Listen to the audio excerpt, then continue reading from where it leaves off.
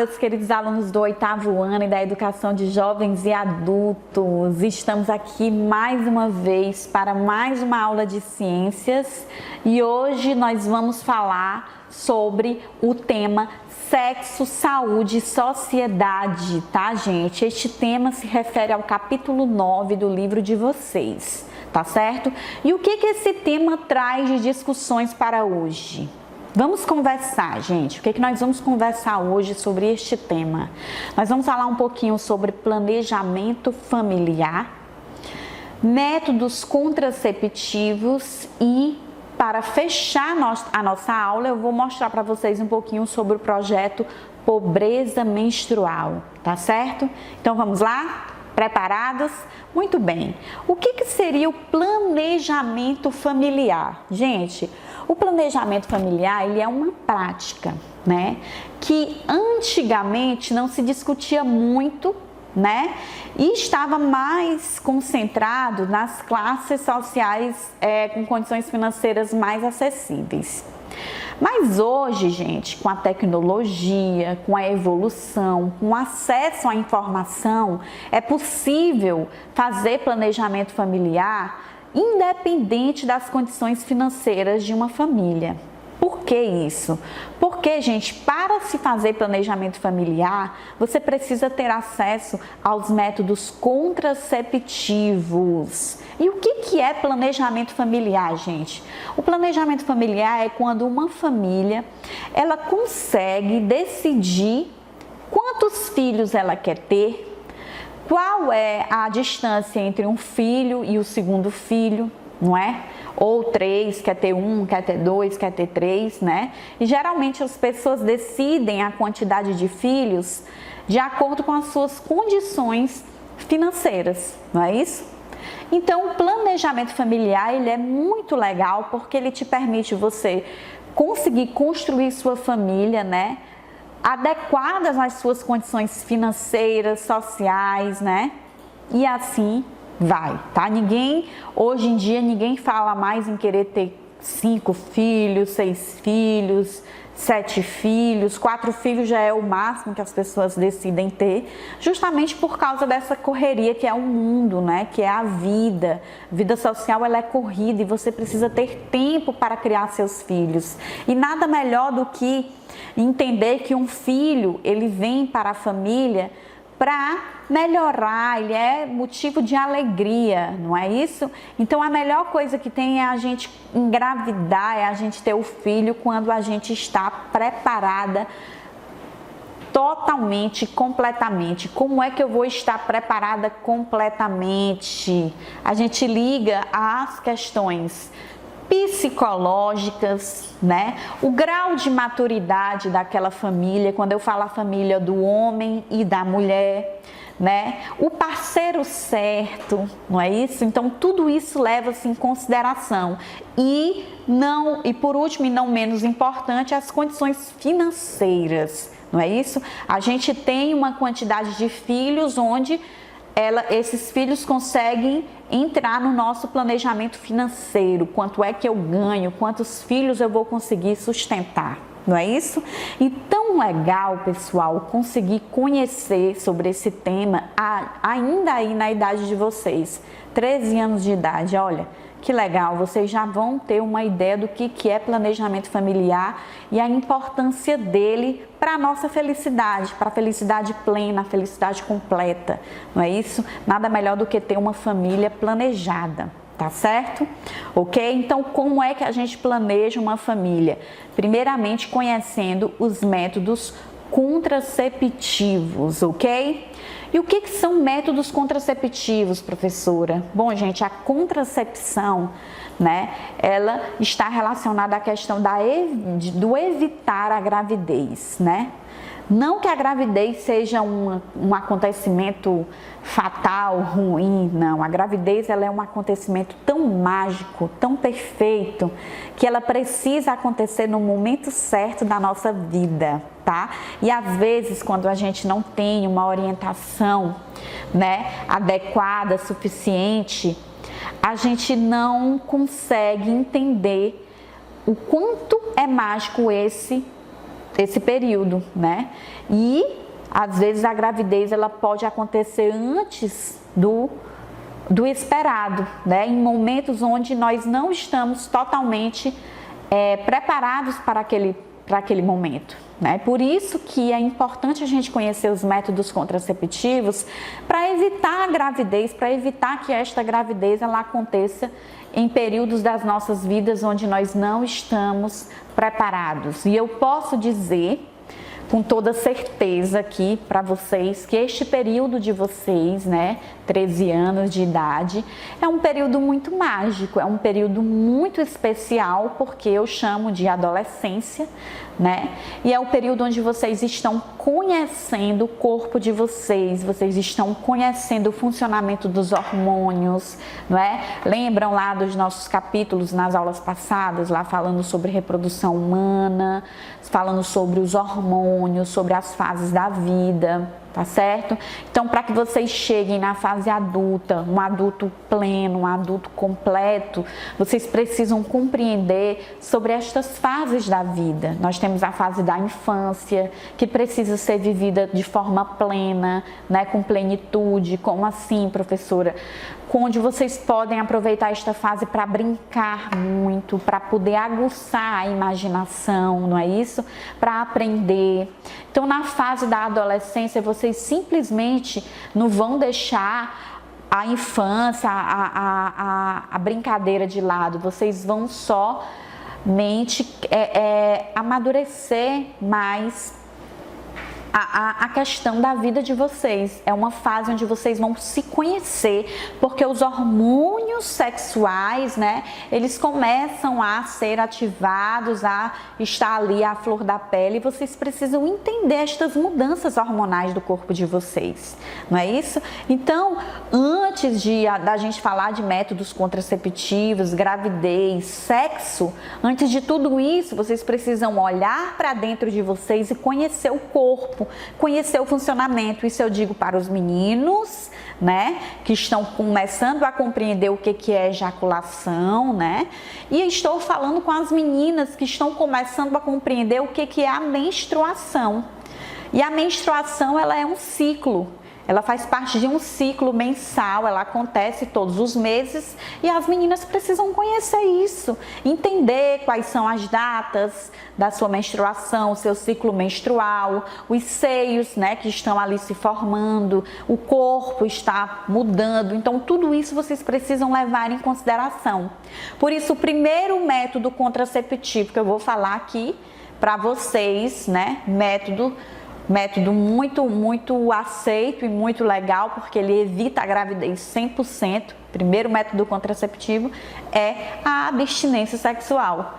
Isso porque vocês não precisam ter pressa, né, para ter uma atividade sexual ativa. Sabe por quê, gente? Porque a atividade sexual ativa, ela requer muitas responsabilidades, né? E uma das responsabilidades é você entender quais são todos esses métodos contraceptivos. A outra responsabilidade é a sua vida com o parceiro, que muitas vezes não é uma coisa muito legal, porque às vezes você está mudando ali, você está num momento ainda que você ainda está formando a personalidade, né? Não é isso? Então é um momento bem complexo para a vida de vocês. E aí quando a gente vai querer ter um parceiro, muitas vezes ocorrem muitos choques, né? Difícil ter o adolescente lá que tem um namoradinho de 13 anos e ele casou com ele lá 20 anos depois, né? Muito difícil, né? Então é um período que a gente está ainda com as amizades, vocês estão se conhecendo. Então a abstinência sexual, gente, ó, eu defendo e ela é 100% segura. É evitar o sexo nessa fase de vocês, que é a fase de desenvolvimento, de descoberta, de conhecimento do corpo, tá bom? Agora nós vamos para os métodos contraceptivos para quem tem atividade sexual ativa, tá certo? A galera ali da educação de jovens e adultos, o pessoal mais velho. Vamos lá pensar. Métodos contraceptivos, quais são? Vou trazer para vocês aqui 4 métodos. O primeiro seria os comportamentais, o outro seria de barreira, os métodos hormonais e os cirúrgicos. Vamos lá. Métodos comportamentais. comportamentais. Bom, gente, esse aqui é o método contraceptivo mais fraco que eu posso dizer para vocês. Ele é o mais arriscado, porque ele não previne a gravidez, ele não dá nem 70% de chance de prevenção da gravidez. Isso porque, gente, o corpo da gente é muito complexo. Olha aí como é importante a fase de vocês para conhecer o corpo. Porque para você ter um método comportamental, você precisa conhecer o seu corpo de todas as formas. Eu já tenho 33 anos e para mim ainda é muito difícil conhecer o meu corpo. Imagina vocês aí que tem 13 anos de idade, não é? Métodos comportamentais, nós vamos ter aqui um método da tabelinha. O que é a tabelinha? Consiste no conhecimento do ciclo menstrual da mulher, tá bom? Agora pense aí vocês, as meninas que agora que começaram a menstruar, agora que começaram a compreender o seu ciclo, vão lá para o método da tabelinha. Totalmente arriscado, porque você precisa ter um ciclo menstrual muito, mas muito regular, não é? Então, como é que é isso, professora? Bom, na tabelinha, nós vamos ter 3 fases, que é a fase da infertilidade menstrual, que consiste no período de menstruação da mulher, tá? E a fase que nós consideramos fértil, né? Que são geralmente do primeiro dia da menstruação até o 14º dia, é um período onde pode ocorrer a ovulação. E aí você coloca 5 dias antes e 5 dias depois desse provável período, como um período onde o óvulo ele pode ser liberado. Então, ele não é necessariamente liberado no 14º dia, ele pode ser liberado no 10º dia, no 17º, então é muito complexo isso. Então, esse período todo aqui, que compreende quase a metade de um mês, quase a metade do ciclo menstrual da mulher, ele é chamado de período fértil, é um período onde pode ocorrer a gravidez, alto risco, tá certo? Bom, depois desse período aqui, nós vamos, depois da ovulação, né? Vai ter o período que é chamado de infertilidade, porque é geralmente 5 dias antes da mulher menstruar, né? O período de infertilidade. Só que a tabelinha aí às vezes é furada, né? Geralmente muita gente aí nasceu, engravidou por causa desse método aqui. E existe também um método de acompanhamento do muco cervical, porque o muco cervical, gente, é uma substância liberada pela vagina da mulher. E no período fértil, essa substância ela está mais robusta, ela está mais grossa, ela está mais maleável. Tanto que se você tiver contato com ela, ela gruda no dedo, né? E aí pode ser um período que a mulher esteja ovulando, né? E quando esse muco cervical ele é mais fino, ele é mais aquoso, ele é o período infértil, mas isso também não é nada seguro, né? Porque às vezes o muco pode estar ali aquoso e a pessoa pode estar prestes a ovular, ovula no outro dia. Então não aconselho. É um método comportamental, é um método que não é seguro, além do que ele não previne das infecções sexualmente transmissíveis, que será um tema da nossa próxima aula, tá certo? Bom, métodos de barreira. Bom, é o meu método preferido. Eu acho que é um método que realmente ele vai prevenir a gravidez, ali 98% de chance de prevenir uma gravidez, tá certo?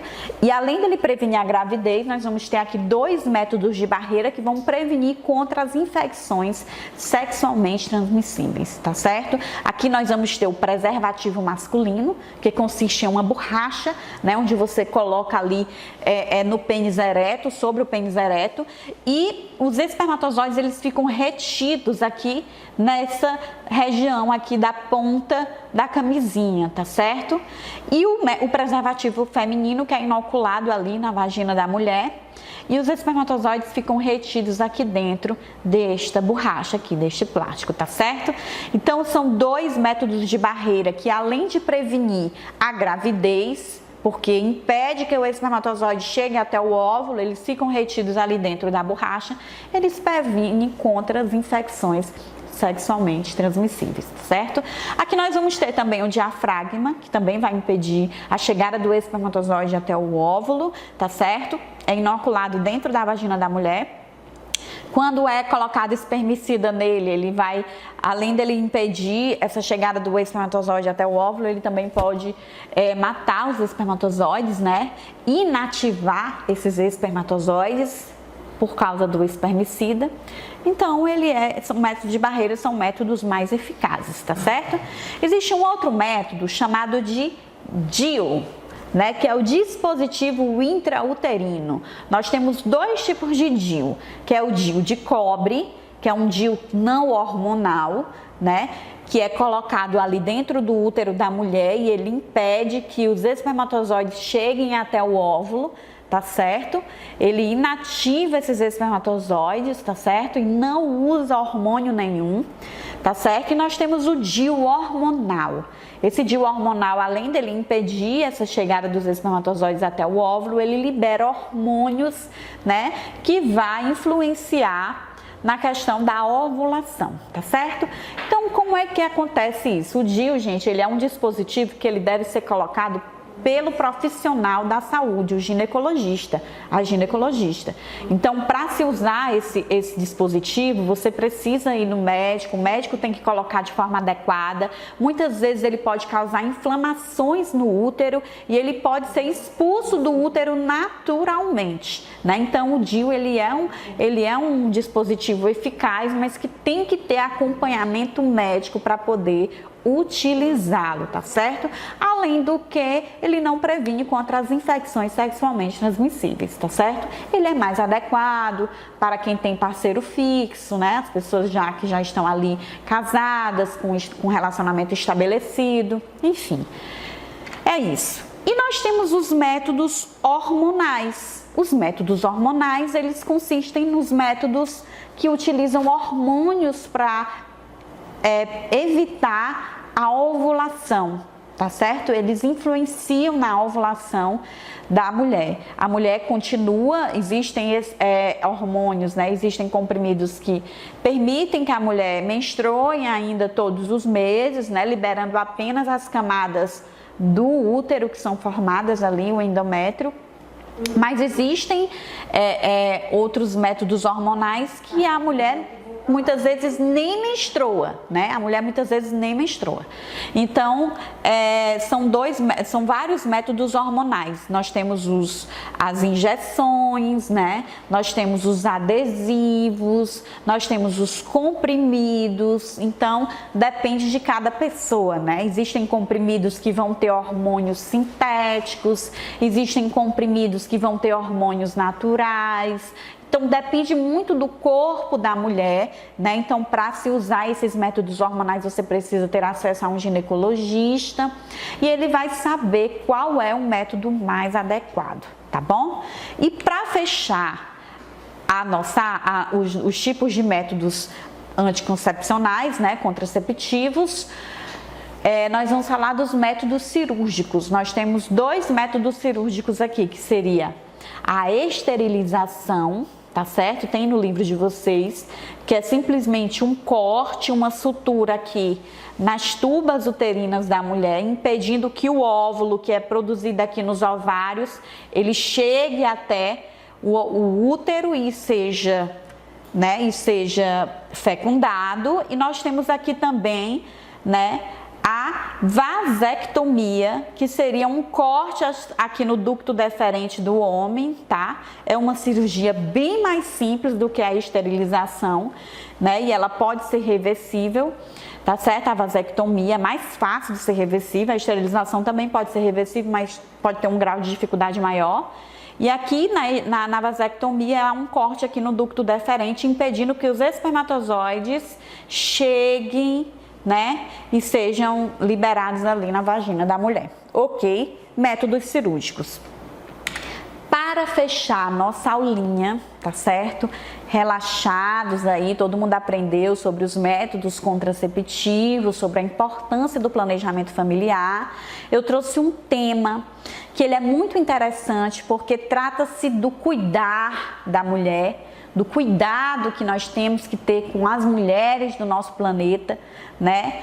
Do carinho que a gente tem que ter com as mulheres, porque as mulheres, elas elas têm a menstruação todos os meses e muitas sofrem com essa menstruação de forma mensal, com muitas cólicas, com liberação desse sangue, e muitas vezes essa prática ela não é vista com bons olhos pela sociedade. As pessoas têm preconceito, as pessoas não querem falar sobre o assunto, mas o assunto que eu trouxe para vocês, ele é muito significativo, né? Que é sobre a pobreza menstrual. Eu trouxe uma pessoa para falar com vocês sobre esse assunto, que vive isso todos os dias no seu trabalho, porque é especialista em saúde da mulher. A minha amiga Manuela, tá? Ela é enfermeira, obstetra e especialista em saúde da mulher, e ela vai esclarecer para vocês o que seria esse projeto que está sendo difundido em todo o nosso país sobre a ressignificação da menstruação, sobre a questão da pobreza menstrual, o que é isso e por que a gente tem que ter atenção sobre esse tema. Oi pessoal, meu nome é Emanuele Andrade, eu sou enfermeira obstetra e estou aqui a pedido da professora Bruna para falar para vocês um pouco sobre pobreza menstrual. Então, em 2014, a Organização das Nações Unidas declarou a pobreza menstrual um problema de saúde pública, E o que é conceitualmente a pobreza menstrual? A pobreza menstrual, ela está diretamente vinculada à dificuldade de conseguir materiais de higiene para que sejam usados durante o período menstrual. Então é um problema que está diretamente ligado à saúde da mulher. E nós precisamos que sejam implantadas políticas de saúde pública efetivas de distribuição de absorventes. Durante todos os meses, durante todos os anos, milhares de meninas faltam à escola durante o período menstrual por não terem acesso a um mínimo de dignidade, ao mínimo de recursos, de material de higiene, para que elas passem por esse período de uma maneira mais tranquila. Então nós precisamos que os nossos representantes políticos tenham um olhar mais sensível para esse fato. Nós precisamos, enquanto sociedade, nos mobilizarmos de alguma maneira para cobrar desses representantes e fazer a nossa parte, Quando falamos em pobreza menstrual também não podemos nos esquecer das mulheres em situação de rua e das mulheres em situação carcerária, que estão presas. Então são mulheres que também têm muita dificuldade de acesso a produtos de higiene no período menstrual e precisam ser incluídas a sua visão nos projetos de saúde pública. Precisam ser incluídas, precisam ser visibilizadas, ok? Então que tal se a gente, na nossa escola, no nosso ambiente de trabalho, colocarmos no nosso banheirinho uma caixinha solidária e cada uma de nós colocarmos um absorvente para que uma outra menina ou uma outra mulher tenha acesso caso ela não tenha. É isso? Então vamos fazer também parte dessa mudança. Recentemente, a Câmara dos Deputados aprovou um projeto que visa distribuir gratuitamente absorventes nas escolas públicas e a gente está torcendo para que passe no Senado. Um beijo para vocês e bons estudos. E aí, pessoal, aprenderam um pouquinho, conheceram sobre o projeto Pobreza Menstrual? Bom, pessoal, espero que vocês tenham gostado da aula e na próxima aula nós vamos falar sobre as infecções sexualmente transmissíveis, pessoal. Até mais!